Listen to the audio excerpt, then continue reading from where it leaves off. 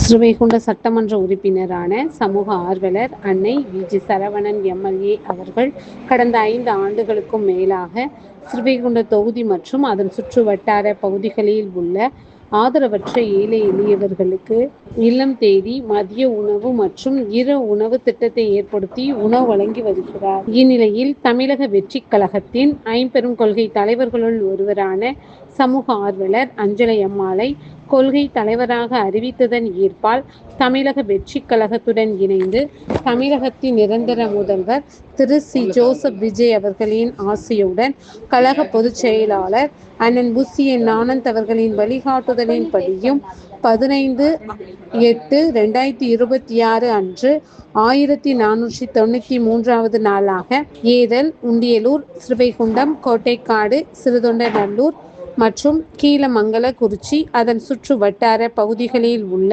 167 ஆதரவற்ற ஏழை எளியவர்களுக்கு தமிழக வெற்றிக் கழகம் தூத்துக்குடி மேற்கு மாவட்ட பொறுப்பாளர் சமூக ஆர்வலர் அன்னை வி.ஜி. சரவணன் எம்.எல்.ஏ. அவர்களின் சார்பில் முட்டையுடன் கூடிய காரக்குழம்பு சாப்பாடு வழங்கப்பட்டது.